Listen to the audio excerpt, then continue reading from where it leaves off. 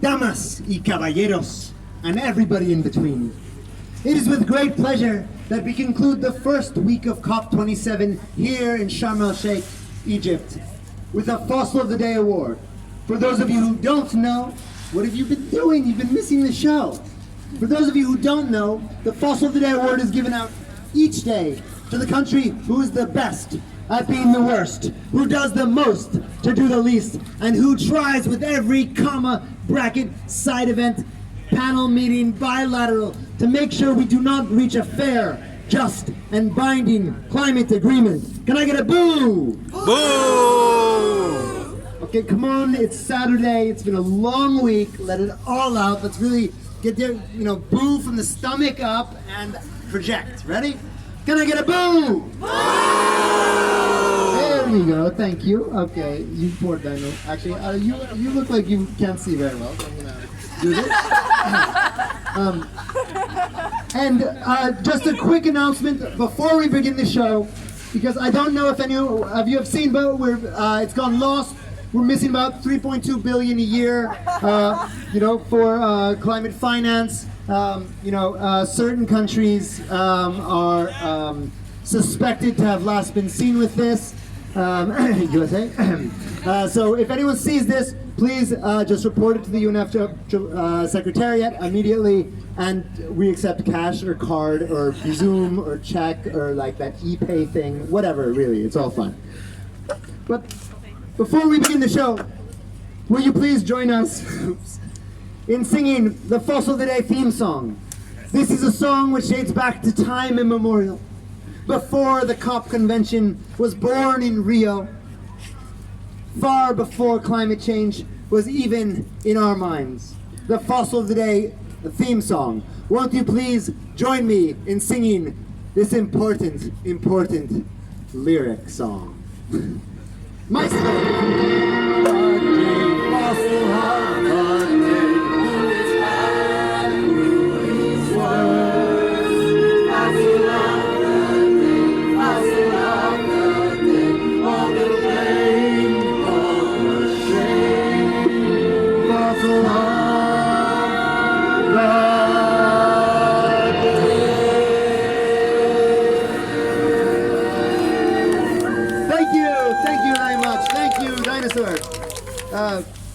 Thank you, Dinosaur. Dinosaur, thank you. Dinosaur, thank you. You can go now. You can go. Dinosaur, please. Can you get out of here? Come on, you're just being ridiculous here. You're being, stubborn, intransigent, a laggard, perhaps. You're being. What other words we got here? Dogged, headstrong, intractable, inflexible, because this is one of the issues that we'll be dealing with today's Fossil winner. But before we go into today's Fossil winner, let's just reflect. It's been a long week, huh? I mean, my brain is like swimming in an alphabet soup of acronyms. I don't know, how do we not have time to just pronounce 2 words? We have to do 2 letters instead. Is that, we're in that much of a rush? But before we jump in, let's just look back at the week we've had. Think all the way back, remember before the COP there was a thing called meals that we used to have. There was a thing, sleep, you remember that? Well, let's jump back to Wednesday when we had our first Fossil of the Day, and it was given to Japan for being the world's largest public financier of fossil fuels. Can we get a boo for Japan one more time? And then on Thursday it was given to Egypt, not just because of the bathroom lines, the food prices, the lack of water, the hotel thing, the phone thing, but also because of the way the presidency is holding the space here, restricting civil society, not just here in the conference, but all across the country. And then on Friday, we saw a 3-way tie between the United States, Russia, and Egypt, and the United Arab Emirates for a number of ideas, but it was yesterday, so we're not going to go into all the details. If you missed it, you can watch us on YouTube, but we're going to save your time today. But as you may know, by the end of next week, we will be announcing the Colossal Fossil, the best of the worst here at COP27, only given out to one country each year. So we will be calculating the headboard, but so far it looks like Egypt is just pulling ahead of the other countries. So got to check in every day to see how this plays out. And it's been an important week here, and I don't know if you saw a little march that happened here today, but civil society is getting angry. Did anyone see that? Yes! What are they angry about? You can all just yell at the same time. What are you angry about? Okay, come on. Okay, you can put it in brackets and submit it later, and we'll review it. But I also wanted to clarify something, not just because Egypt is the front runner, but I want to make it clear that it's not me who decides who wins the fossil of the day. It's actually given out by CAN International, a huge network of global organizations. And then, so then we have this democratic process. I decide who wins, and I put it in the envelope. And then we debate, we discuss, we have informal formals and formal informals, and we have workshops and plenaries and bilaterals and trilaterals and Zoom meetings, because you can't do anything these days without Zoom meetings.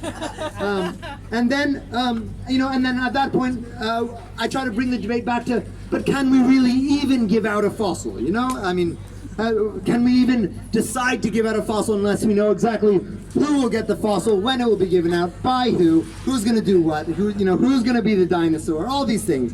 It's all very important. And then we also need to see, do we really need fossil of the day? Do we not have existing tools that are fine for expressing our outrage?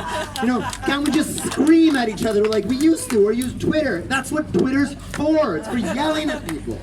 And then, of course, we have to discuss the historic responsibility, looking at past fossils and see, does this merit, do we really need to repeat if this country's already won?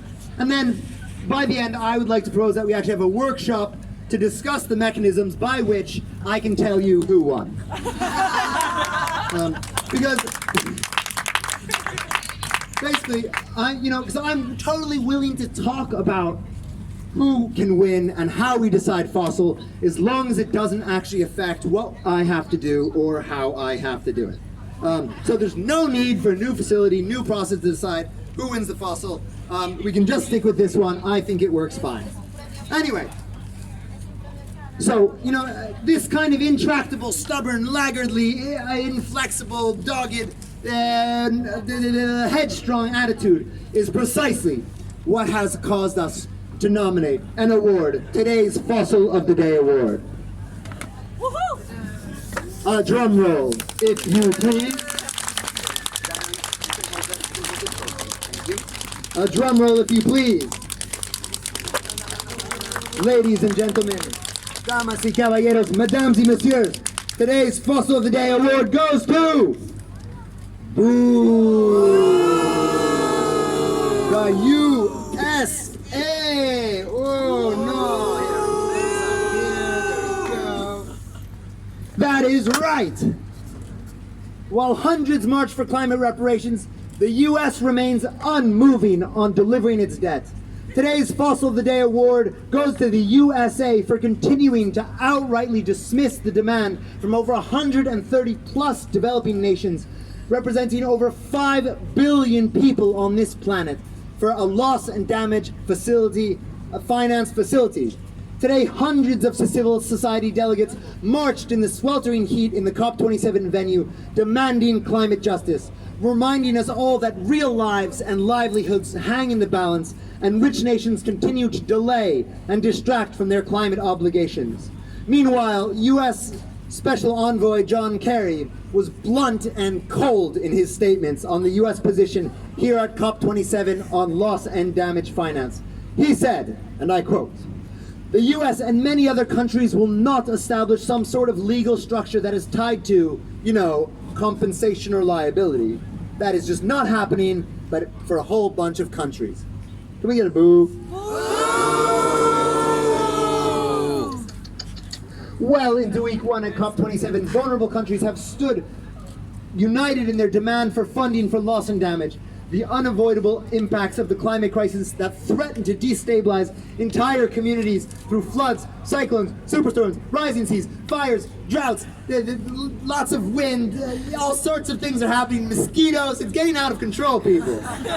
The U.S. claims it is working intensively with partners to find a good outcome on addressing loss and damage at COP27, but at the same time, it has not budged one bit on its public message, which is no new fund or facility for loss and damage. Let's get a boo! As climate disasters escalate, it should be clear that developing countries cannot wait any longer. Some rich nations have shown their openness to consider a loss and damage fund, but the U.S. is continuing to be uniquely uncompromising. We call out the U.S., the world's biggest historical polluter, for this blatant refusal to deliver on their climate debt, leaving millions of people to suffer the consequences of climate impacts they did little to cause. One more boo! Thank you. And is there anyone from the United States of America willing to come up and accept this heinous award? Right up here, you know, you've definitely earned this one. Not just here, but really, like, ever since Kyoto, I think you've been really, like, outstanding on this. Is there anything you could possibly say for yourself? You know, the definition of leadership is responding when something has already happened. And our stance on loss and damage is to talk about it until it's too late, and then we can respond. And right now, we're right on track. Thank you. Thank you. Ladies and gentlemen, mesdames et messieurs, damas y caballeros, thank you very much for attending Fossil of the Day. If you'd like a press release or a photo, just come up here after the show. We will see you every night except tonight, because we really need a night off too, everybody. So we'll see you back on Monday right here at 6 p.m. to see who is the best at being the worst, who does the most to do the least, and who is trying their hardest to make sure we do not reach a fair, just, and binding climate agreement. But before we go, won't you join me just one last time in singing the Fossil of the Day theme song? Maestro, if you please.